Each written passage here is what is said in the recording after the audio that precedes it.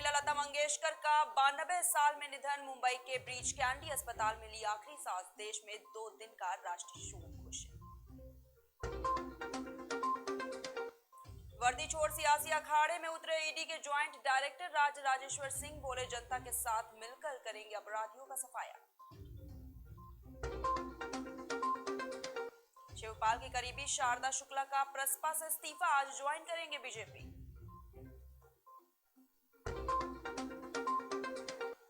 भारत में कोरोना की रफ्तार हुई धीमी। पिछले 24 घंटे में कोरोना के 1.7 लाख नए केस आए सामने, वहीं 865 लोगों की हुई मौत।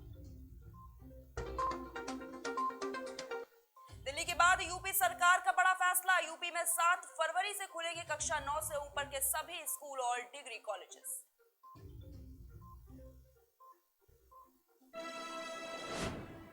नमस्कार, मैं हूं आपके साथ प्रिया तिवारी और आप देख रहे हैं केकेडी न्यूज। शुरुआत करेंगे खबरों के साथ। अपनी आवाज से कई पीढ़ियों के दिलों पर राज करने वाली स्वर कोकिला और भारत रत्न लता मंगेशकर का आज निधन हो गया है। पिछले 29 दिन से वह मुंबई के ब्रीच कैंडी अस्पताल में भर्ती थी। 8 जनवरी को लता मंगेशकर को कोविड पॉजिटिव पाया गया था। वहीं लता जी के निधन के बाद देश में 2 दिन का राष्ट्रीय शोक घोषित किया गया है। पुलिस की तरफ से लता मंगेशकर के घर के बाहर सुरक्षा बढ़ा दी गई है। वहीं पूर्ण राष्ट्र सम्मान के साथ अंतिम संस्कार उनका होगा। वहीं अब 2 दिन तक तिरंगा ध्वज आधा ही झुका रहेगा। लता मंगेशकर मिलिट्री वाहन में अंतिम यात्रा पर रवाना होंगी। ब्रीच कैंडी अस्पताल के डॉक्टर प्रतीत समदानी ने बताया है कि आज सुबह 8:12 पर लता मंगेशकर का निधन हो गया। उनके शरीर के कई अंग खराब हो गए। उनका इलाज काफी दिनों से अस्पताल में चल रहा था। वहीं लता मंगेशकर की उम्र 92 साल थी। लता मंगेशकर के निधन के बाद मुंबई के ब्रीच कैंडी हॉस्पिटल की सुरक्षा काफी ज्यादा बढ़ा दी गई। वहीं अस्पताल के बाहर पुलिस का बंदोबस्त है। लता जी के निधन पर पीएम मोदी, अमित शाह, राजनाथ सिंह, नितिन गडकरी ने ट्वीट कर शोक व्यक्त किया है। वहीं आपको बता दें कि बीती देर रात उनका हालचाल जानने वालों का अस्पताल में आना जाना लगा रहा था। श्रद्धा कपूर, पत्नी कोल्हापुरी, मधुर भंडारकर समेत कई सिनेमा जगत के लोग अस्पताल पहुंचे थे। केंद्रीय मंत्री पीयूष गोयल ने भी हॉस्पिटल जाकर उनकी सेहत की जानकारी ली थी और उनके परिवार को प्रधानमंत्री नरेंद्र मोदी का संदेश भी पहुंचाया था।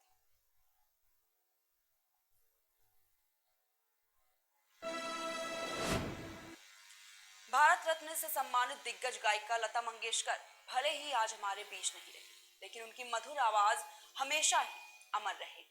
आज के इस खास कार्यक्रम में हम जानेंगे लता मंगेशकर की कहानी। देखिए हमारी खास रिपोर्ट।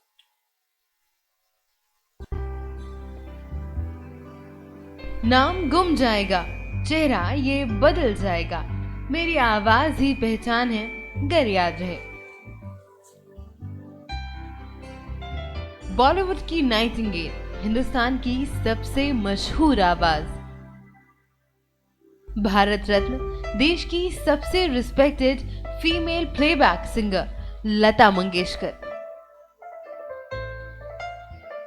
जिन्होंने न जाने कितने गानों को अपनी आवाज दी।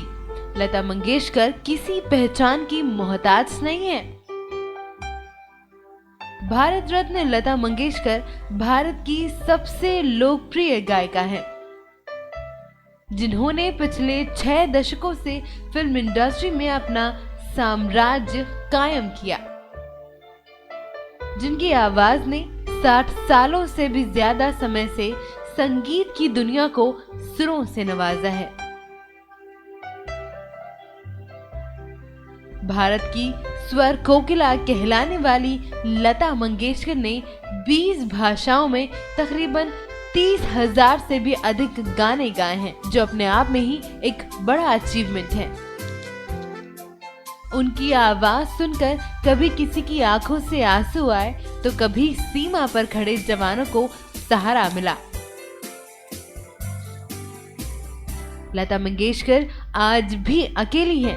उन्होंने खुद को पूरी तरीके से संगीत को समर्पित कर दिया। उनकी पहचान भारतीय सिनेमा में एक प्लेबैक सिंगर की रही है। फिल्म इंडस्ट्री में लता मंगेशकर का सबसे बड़ा योगदान रहा है।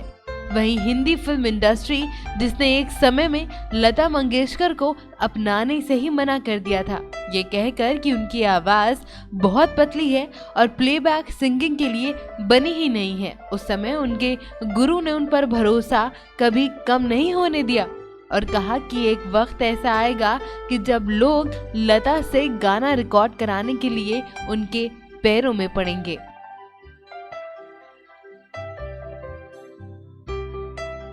लता मंगेशकर की आवाज के जादू और सुरों के उतार चढ़ाव ने तो फिल्म जगत में मानो धूम मचा दी हो, लेकिन उस मुकाम तक पहुंचने से पहले उन्हें जिंदगी में कुछ कम उतार चढ़ाव देखने नहीं पड़े। बचपन में 13 साल की उम्र में नन्ही लता मंगेशकर ने अपने पिता दीनानाथ मंगेशकर को खो दिया। पिता बहुत बड़े ज्योतिष के जानकार थे। उन्होंने अपनी बेटी से कहा, बेटी तू आगे जाकर इतनी सफल होगी जिसकी कोई कल्पना भी नहीं कर सकता, लेकिन उस सफलता को देखने के लिए मैं साथ नहीं रहूंगा। साथ ही उन्होंने ये भविष्यवाणी भी कर डाली थी कि लता की कभी भी शादी नहीं होगी और पूरे परिवार की जिम्मेदारी भी लता पर ही होगी। नन्ही लता उस समय समझ नहीं पाई थी कि पिता बहुत जल्द ही अब उन्हें छोड़कर जाने वाले हैं। हुआ भी वैसे ही कुछ ही समय के बाद उनकी मृत्यु हो गई और 13 साल की लता के कंधों पर पूरे परिवार की जिम्मेदारी आ पड़ी। इसी जिम्मेदारी के चलते लता ने स्टेज के साथ साथ फिल्मों में भी छोटे मोटे किरदार निभाना शुरू कर दिया।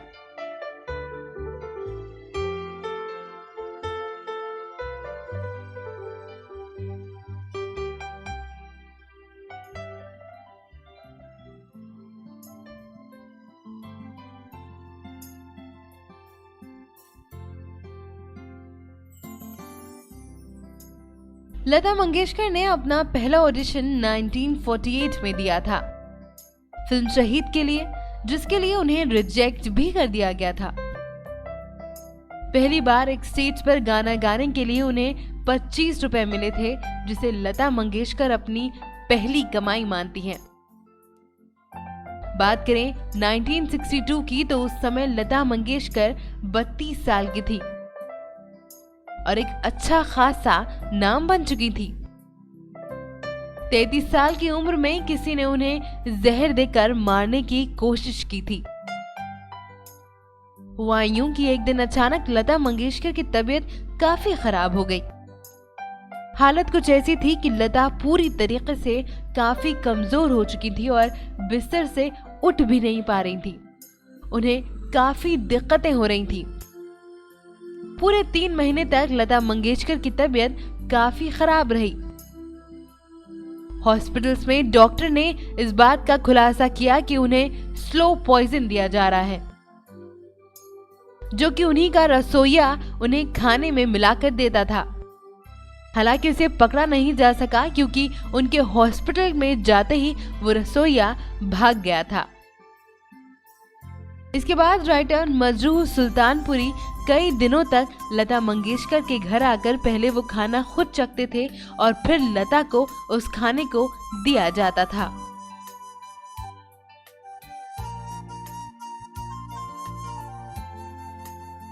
लता मंगेशकर ने एक से बढ़कर एक संगीतकारों के साथ काम किया। उनके गानों को अपनी आवाज दी, चाहे वो मास्टर गुलाम हैदर रहे हों या फिर नौशाद साहब। शंकर जयकिशन की जोड़ी रही या मदन मोहन साहब, बदलती पीढ़ी के साथ R.D. बर्मन रहे या कल्याण जी आनंद जी, लता ने सबके साथ खूब गाने गाए।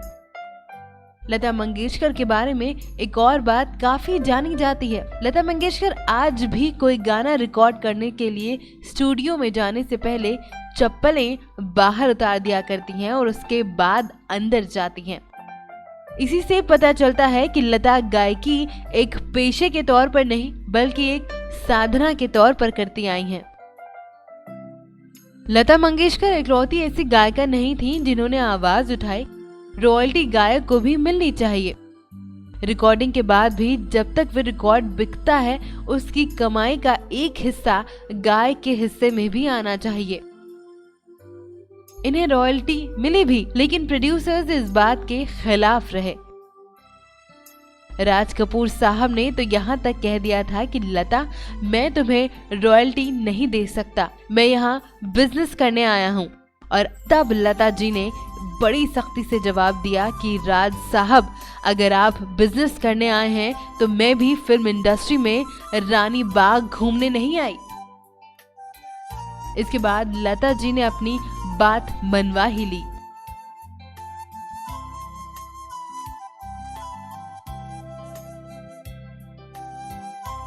बहुत कम लोग जानते हैं कि लता बतौर म्यूजिशियन भी काम कर चुकी हैं। इस पर खासा दबाव था कि उन्हें भी म्यूजिक डायरेक्टर बनना चाहिए, लेकिन लता मंगेशकर म्यूजिक डायरेक्टर के साथ किसी कंपटीशन का हिस्सा नहीं बनना चाहती थी। लेकिन अपने खास लोगों की जिद पर लता मंगेशकर ने अपना नाम बदला और म्यूजिक डायरेक्ट भी किया। अवार्ड्स के मामले में लता मंगेशकर की कीर्तिमान हासिल किए हैं, चाहे वो पद्म भूषण रहा हो या पद्म विभूषण या फिर भारत का सर्वोच्च सम्मान भारत रत्न।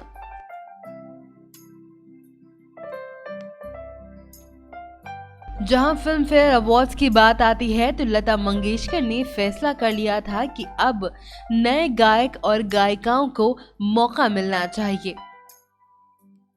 इसलिए एक वक्त के बाद उन्होंने अवार्ड लेने से इनकार कर दिया था।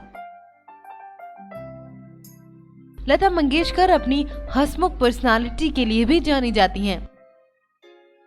साथ ही लता मंगेशकर को फोटोग्राफी का भी बेहद शौक था। ये बात सही है कि लता मंगेशकर की शादी नहीं हुई है।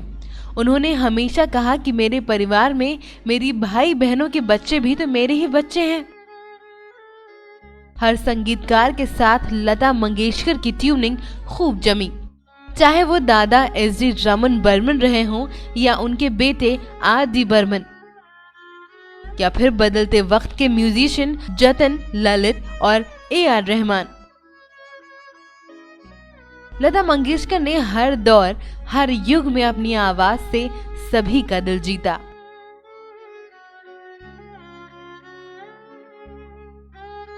भारत चीन युद्ध में अनेक जवान शहीद हो गए। तब लता मंगेशकर की आवाज में एक गाना आया, ए मेरे वतन के लोगों जरा आंख में भर लो पानी, जिसे सुनकर तत्कालीन प्रधानमंत्री पंडित जवाहरलाल नेहरू रो पड़े। ये बात भी मशहूर रही कि लता मंगेशकर इकलौती ऐसी गायिका रही हैं जो गाने के बोल सुनकर ही उस गाने को रिकॉर्ड करती हैं। अगर गाने में कोई भी ऑफेंसिव शब्द होता था तो लता मंगेशकर उस गाने को रिकॉर्ड करने से तुरंत इनकार कर देती थी। चाहे बात गजलों की जाए या रोमांटिक गानों की, दर्द भरा गीत हो या सपनों से भरा कोई गाना, लता मंगेशकर ने हर तरह के गीत को अपनी आवाज दी और हर एक गीत में उनकी आवाज ने गाने के इमोशंस के साथ पूरा न्याय किया।